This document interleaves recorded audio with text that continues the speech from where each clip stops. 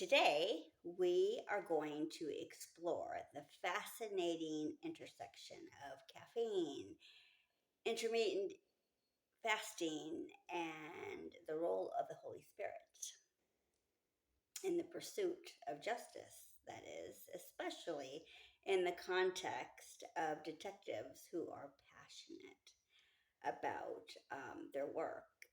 By the end, though, we will tie all of this together with a real crime case highlighting even the importance of spiritual strength and discipline in solving even the most difficult mysteries.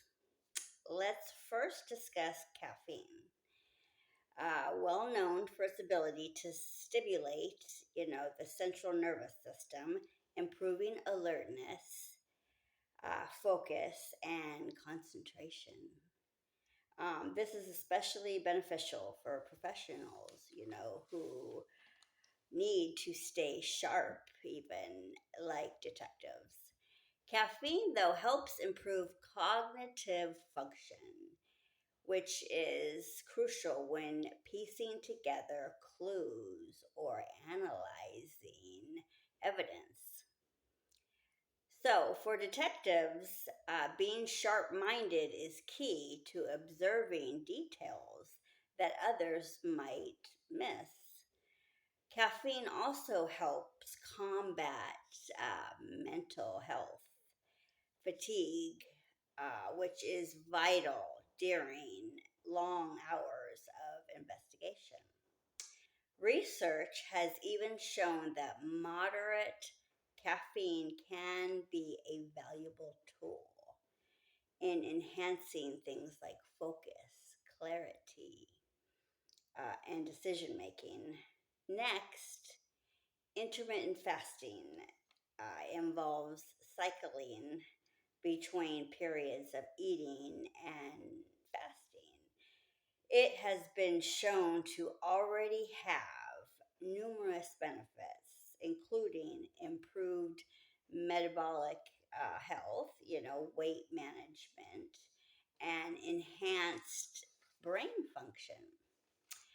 So, for detectives, intermittent fasting and praying help sharpen their mental acuity during investigations by keeping their brain in a heightened state of alertness and focus. So, when the body is not bogged down by digesting food, blood flow can increase to the brain, improving cognitive performance. Plus, intermediate fasting is often associated with a sense of discipline and self control. A detective who practices it, if is not only managing, their physical health, but also cultivating a mindset of perseverance and resilience. These traits are indispensable when tackling challenging cases, or enduring long hours on a case. The basics of interrogation is the process of questioning a person, typically a suspect, with the goal of obtaining information or evidence, right, about a crime specifically. It is different from an interview, which is usually a less intense, non confrontational conversation. And it's aimed, at gathering facts from a witness or someone who may have useful information. The core purpose of both intelligent interrogation and interviews is to get to the truth, understanding what has actually happened in order to build a stronger case, even. Now, number one, a interview is done primarily to gather that information from witnesses, victims, or, people who might have knowledge of the crime. This can help, the investigator understand the details of the event, such as, who was involved, what happened, when it occurred, and, where it took place, even. Interrogation, on the other hand, is aimed at questioning suspects to determine whether they were involved in the crime. The primary goal is to uncover the truth about their actions and and whether they, committed the crime or have knowledge about it. Number two is getting to the truth, because knowing the truth is vital for justice.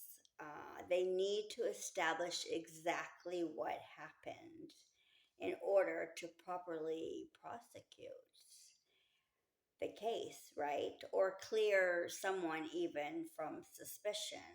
Understanding um, the truth, helps ensure the right person is held accountable and no one innocent is wrongfully convicted, right? Lord willing. Number three is the importance of evidence.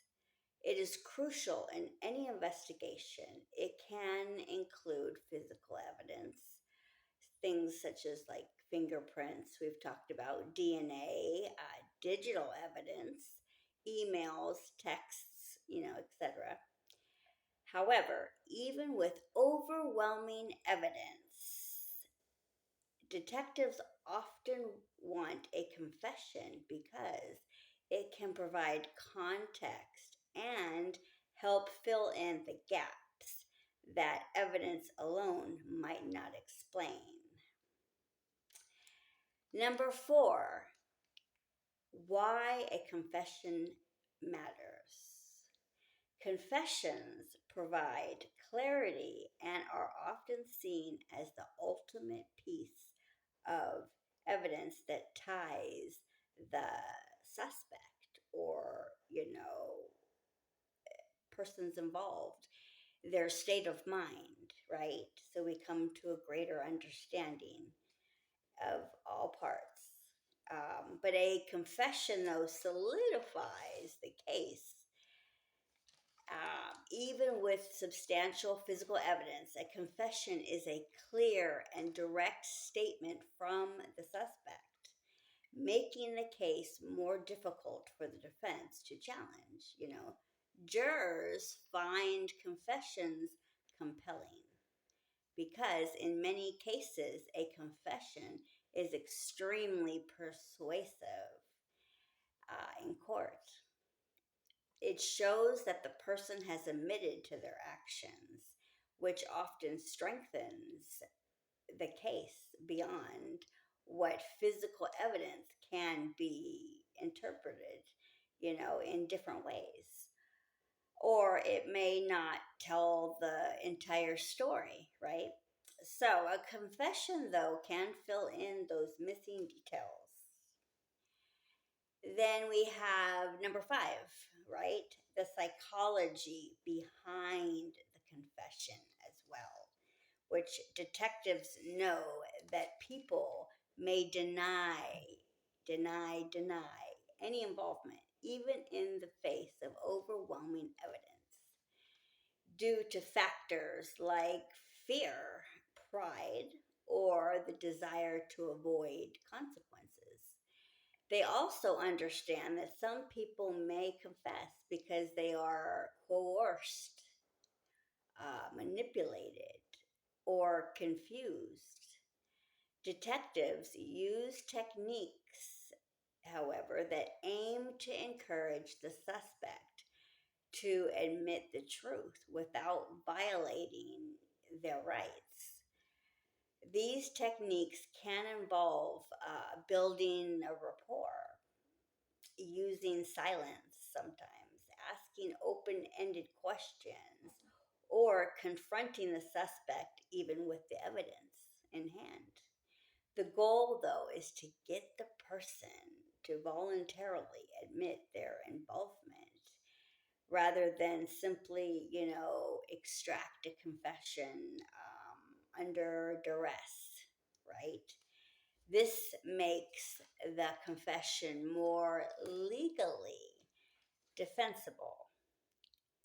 The last uh, would be number six, which is the legal importance. In many legal systems, a confession can be a pivotal piece of evidence in a criminal case. However, detectives also know that a confession might be obtained legally and ethically, or excuse me, must be, if the confession is obtained through any coercion, threats, or manipulation. We've seen it many times. It could be inadmissible in court and damage the case. So, even if detectives have a wealth of evidence, they understand that a confession can tie all the pieces together, making it stronger and easier even to prosecute. It serves as both a legal and psychological aspect as well, providing clarity, closure, and a clear path towards, or excuse me, forward in the investigation, right? My point is that it's why, despite overwhelming evidence, detectives often work diligently to obtain a confession. It helps ensure the truth is revealed and justice is served effectively. Now, let's turn to something more profound: the Holy Spirit. In the context of pursuing justice, the Holy Spirit provides guidance, discernment, and wisdom. Detectives, usually those with a strong faith, often lean on their spiritual understanding to make, critical decisions when faced with moral dilemmas. They seek clarity through prayer and believe that their work is part of a greater mission, right? Seeking truth and justice. The Holy Spirit helps cultivate a sense of inner peace, even in the most challenging of circumstances. For a detective, this peace can offer the strength to remain calm and collected when facing stressful situations. The Holy Spirit also enables discernment, the ability to see beyond the surface and understand motives and actions on a deeper level. This spiritual sensitivity um, is especially helpful. Finding the words. So I call on him to help me with helping you understand, what there's so much involved when interviewing suspects, or navigating the emotional complex of a case, right? The purpose of a police interview is to get to the truth, to find out exactly, what has taken place. It is um,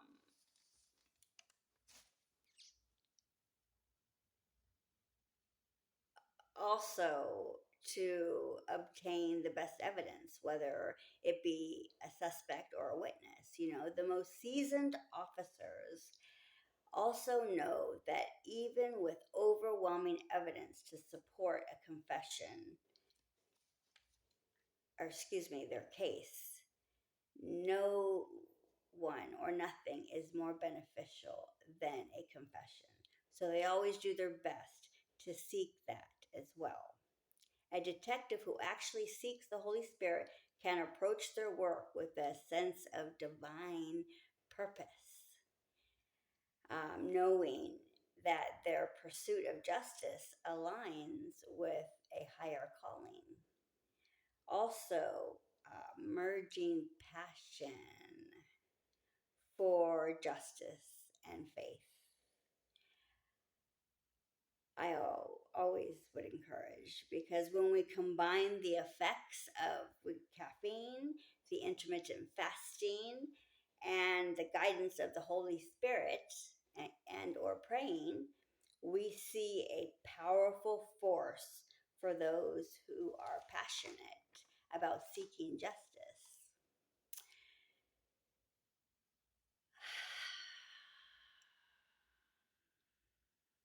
A detective who practices these elements may have the clarity and energy needed to uncover the truth, along with the spiritual insight to navigate the ethical complexities. Sorry, it's hard for me to say, that arise. So that being said, you'll see why I struggle with this too, is because these cases. Let's go with case number one, though. I'll briefly tell you so you can see where I'm coming from. Melissa Huckabee. In 2009, a tragic crime shocked the community of Tracy, California. Melissa Huckabee, a Sunday school teacher, was accused of the murder of an 8-year-old girl named Sandra Kanto. Initially, Huckabee seemed like an unlikely suspect, a devout Christian, um, a churchgoer and teacher, who was trusted by the community. However, detectives on the case didn't take things at face value. The little girl's body was discovered 10 days later inside a suitcase in a local pond where Melissa Huckabee had dumped it. One detective in particular had a strong passion for justice coming into the case and was deeply connected to his faith. This detective was diligent, paying close attention to every detail. He stayed sharp through regular use of caffeine and intermittent fasting, maintaining his focus and clarity, even during the long, emotional, draining hours of the investigation. But what truly set him apart was his reliance on the Holy Spirit. He wasn't just investigating this case with his mind, he was seeking divine guidance in his pursuit of truth. Through prayer and reflection, the detective found the discernment to see um,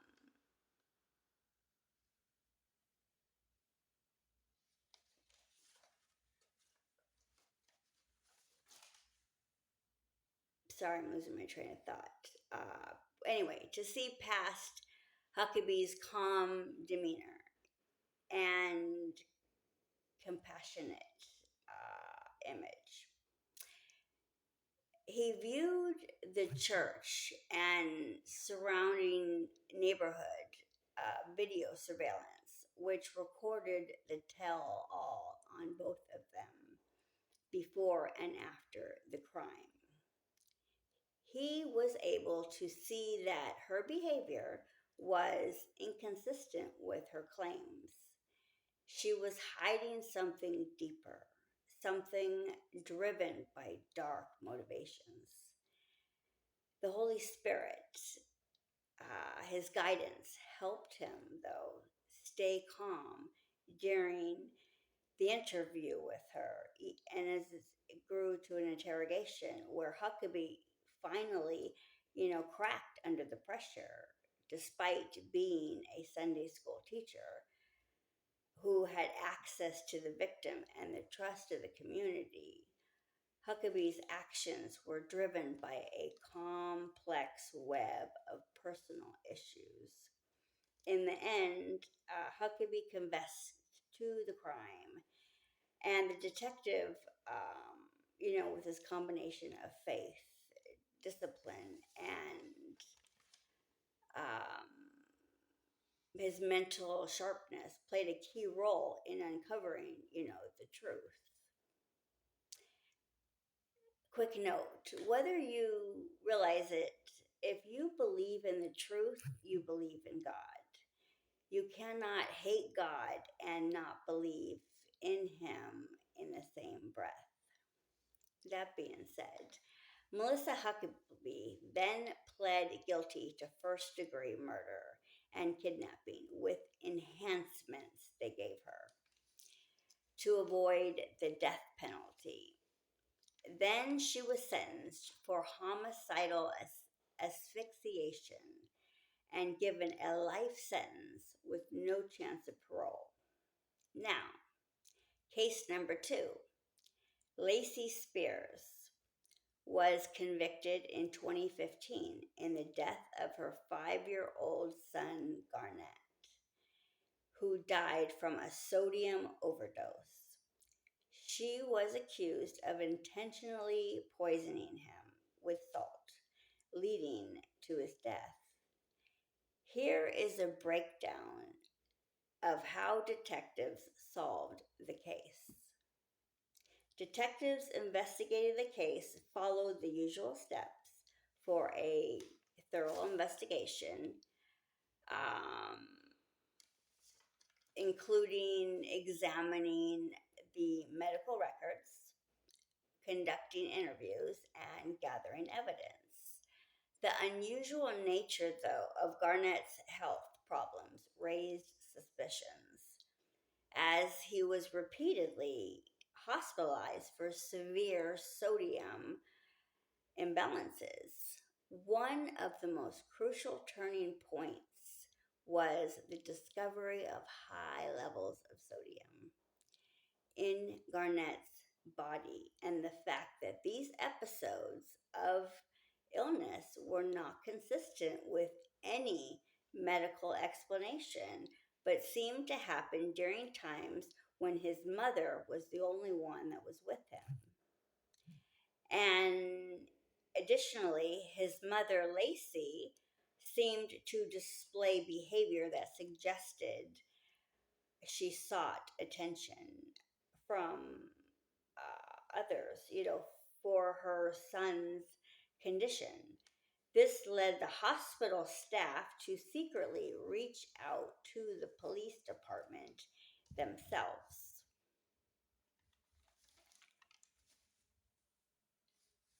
Um, they took their concerns to the department of what they felt may be mimicking serious signs of Munchausen by proxy, a topic I've spoke about previously, but it plays an interesting turn of events in this case that I want to share with you, because it was a decision made by experts that would lead them to decide and install cameras in the hospital room of her son that would be in turn recording Lacey Spears of committing the unthinkable to her son on that fateful day.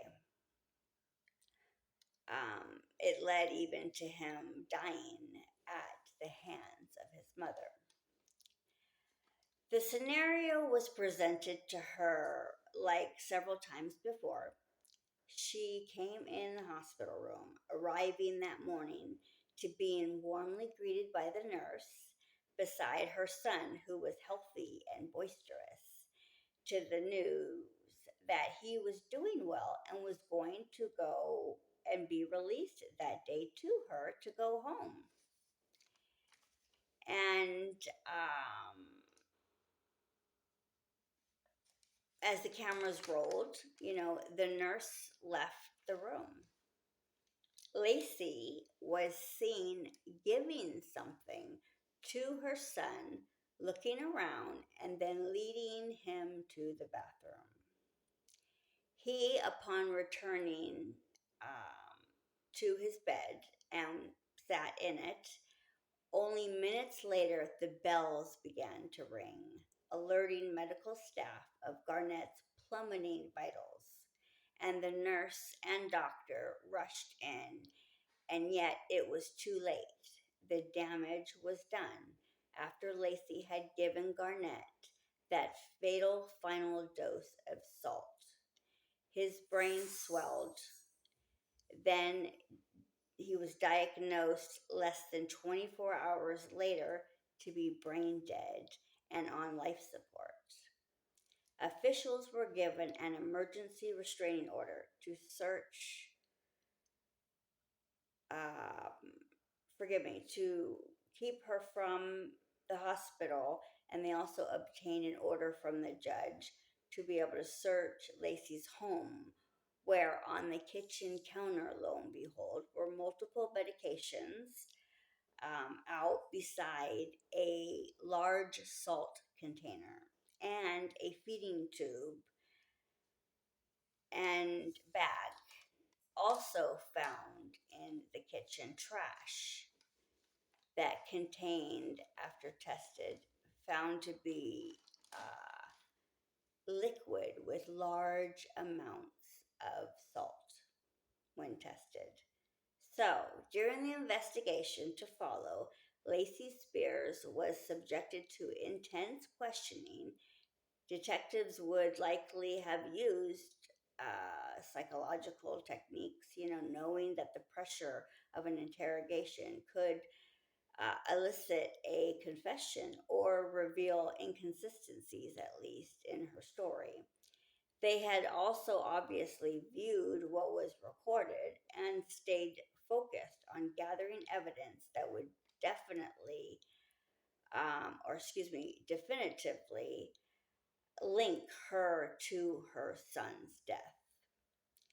Finality of the role in science and the law says that ultimately the key elements that solved the case were the medical records and forensic evidence. Detectives used science, i.e., toxicology reports, and all the medical data recovered to track the sodium levels and prove that the boy's death was a result of intentional poisoning. The court ultimately convicted Lacey Spears, and justice was pursued through both legal and investigative means. So, as said earlier, this case too, special enhancements were added.